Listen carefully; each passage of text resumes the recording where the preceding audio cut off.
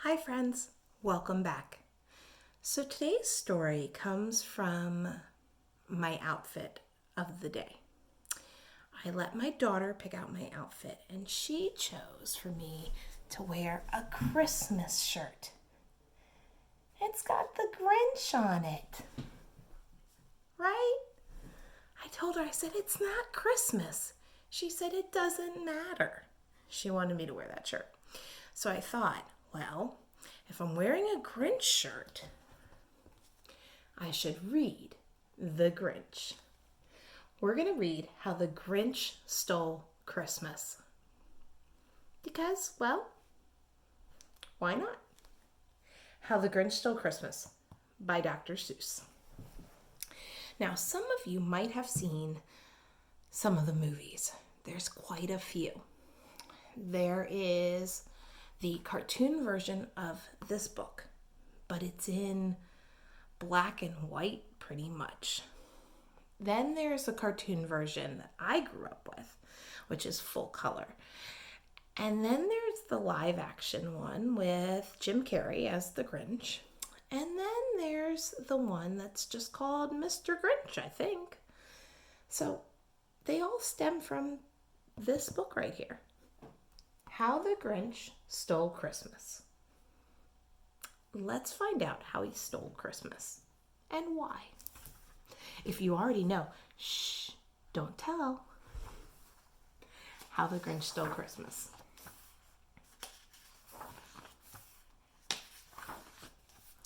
Every Who down in Whoville liked Christmas a lot.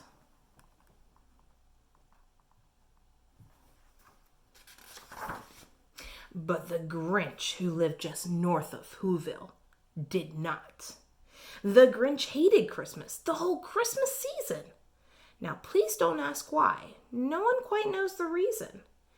It could be his head wasn't screwed on just right. It could be, perhaps, that his shoes were too tight. But I think the most likely reason of all may have been that his heart was 2 sizes too small. There's Mr. Grinch.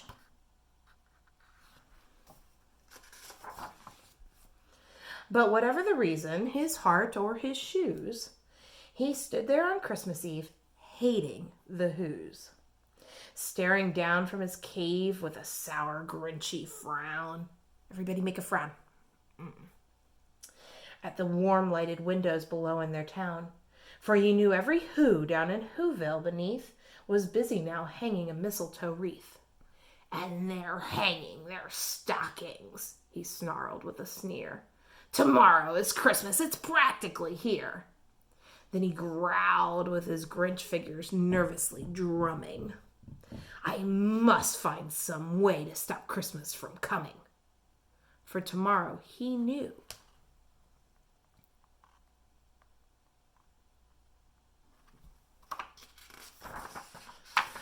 All the Who girls and boys would wake bright and early. They'd rush for their toys and then, oh, the noise! Oh, the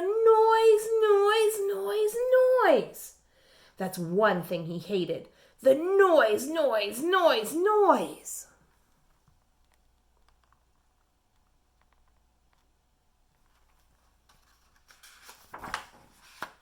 Then the Who's young and old would sit down to a feast. And they'd feast, and they'd feast. And they'd feast. They would feast on Who pudding and rare Who roast beast, which was something the Grinch couldn't stand in the least. What's your favorite thing to eat on holidays? Do you like Who pudding or Who roast beast? I wonder what's in Who pudding. I don't know.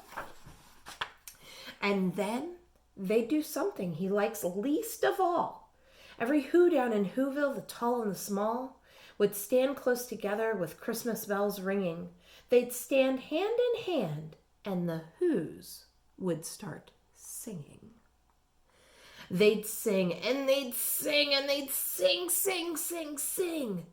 And the more the Grinch thought of this Who Christmas sing, the more the Grinch thought, I must stop this whole thing. Why, for 43 years I've put up with it now. I must stop this Christmas from coming. But how?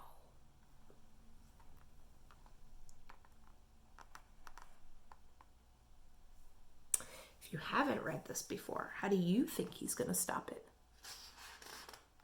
If you have read it, shh, don't tell. Then he got an idea. An awful idea. The Grinch got a wonderful, awful idea.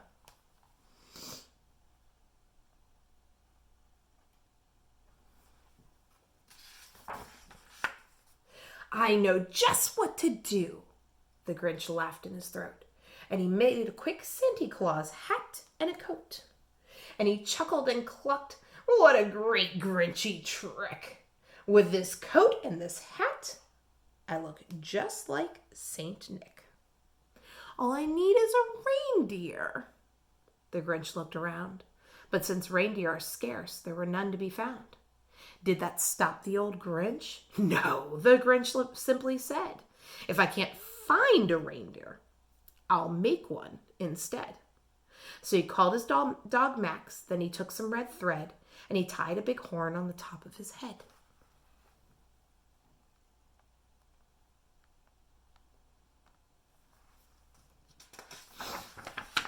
Then he loaded some bags and some old empty sacks on a ramshackle sleigh, and he hitched up old Max.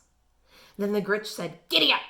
and the sleigh started down toward the homes where the Who's lay a snooze in their town.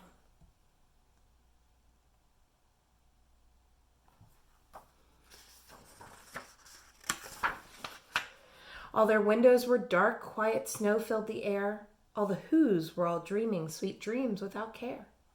When he came to the first little house on the square, "This is stop number 1, the old Grinchy Claus hissed, and he climbed to the roof, empty bags in his fist.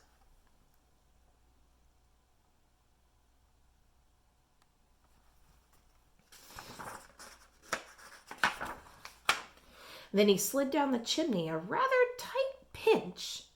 But if Santa could do it, then so could the Grinch. He got stuck only once for a moment or two. Then he stuck his head out of the fireplace flue, where the little Who's stockings all hung in a row. "These stockings," he grinned, "are the first thing to go."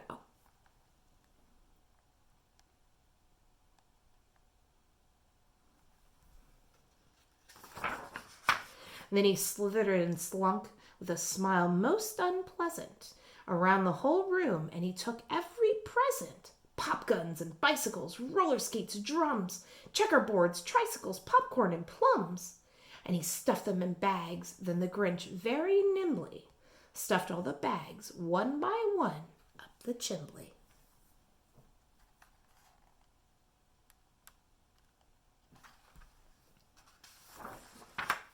Then he slunk to the icebox. He took the Who's feast. He took the Who pudding. He took the roast beast.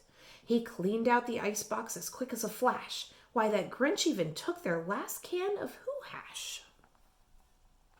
The icebox is the refrigerator.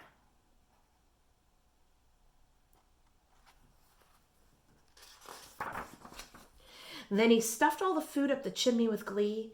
"And now," grinned the Grinch, "I will stuff up the tree."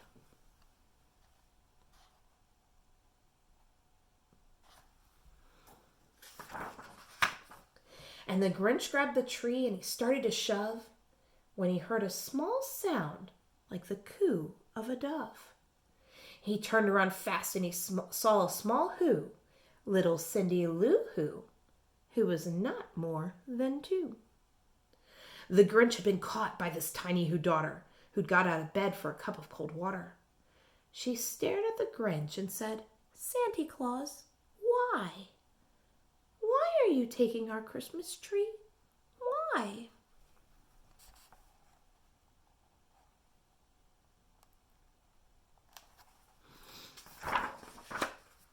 But you know that old Grinch was so smart and so slick. He thought up a lie and he thought it up quick. "Why, my sweet little tot," the fake Santa Claus lied, There's a light on this tree that won't light on one side. So I'm taking it home to my workshop, my dear. I'll fix it up there, then I'll bring it back here." And his fid fooled the child. Then he patted her head, and he got her a drink, and he set her to bed. And when Cindy Lou Who went to bed with her cup, he went to the chimney and stuffed the tree up.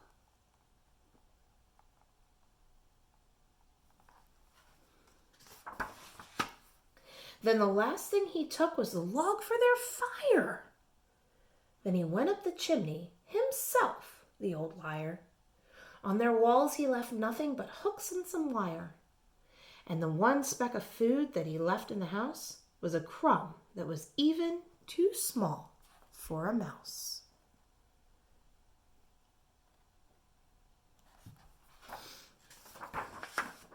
Then he did the same thing to the other Who's houses, leaving crumbs much too small for the others Who's mouses.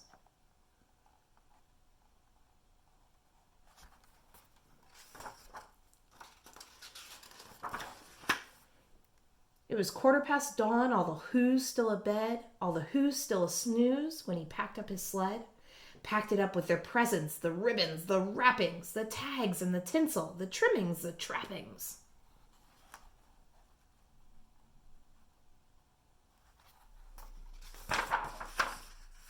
"3,000 feet up on the side of Mount Crumpet, he rode with his load to the tip-top to dump it. Pooh-pooh to the Who's," he was grinchiously humming. "They're finding out now that no Christmas is coming. They're just waking up. I know just what they'll do. Their mouths will hang open a minute or two. Then the Who's down in Whoville will all cry, 'Boo-hoo!'" He does not sound very nice.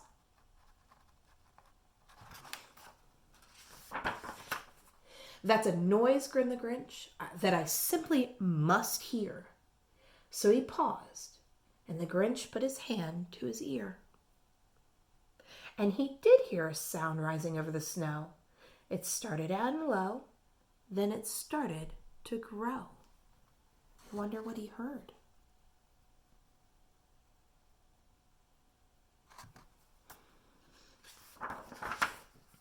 But the sound wasn't sad. Why, the sound sounded merry. It couldn't be, but it was merry, very. He stared down at Whoville. The Grinch popped his eyes. Then he shook. What he saw was a shocking surprise.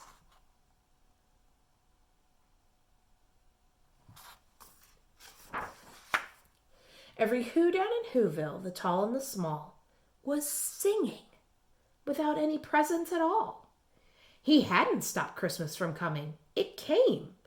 Somehow or the other, it came just the same.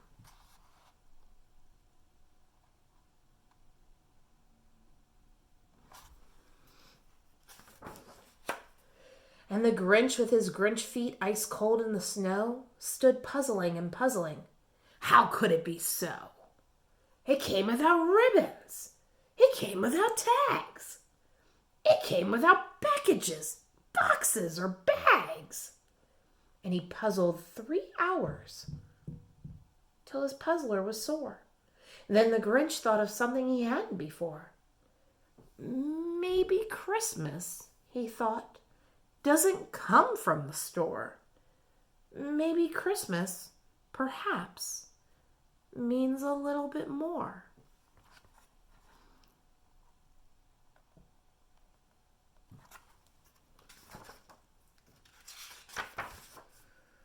And what happened then? Well, in Whoville they say that the Grinch's small heart grew 3 sizes that day. And the minute his heart didn't feel quite so tight, he whizzed with his load through the bright morning light, and he brought back the toys and the food for the feast. And he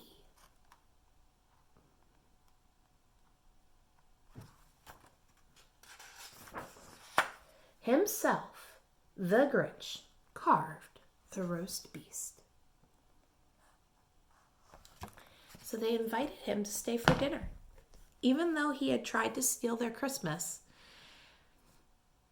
they forgave him and they let him stay. Something to think about. All right, friends. I hope you enjoyed this story. Again, I know it's not Christmas time, but it's still fun. It's a good one. Okay, friends, repeat after me. Ooh, sorry. I am smart. I am strong. And I can be anything I try to be. Try to be caring. Try to be forgiving. Okay, friends, I hope you are doing well. Give your families a big squeeze. I miss you much. And I hope to see you again soon. I like our time together. Okay, friends, have a wonderful day, a wonderful evening, just a wonderful time. Miss you much. Bye, everybody.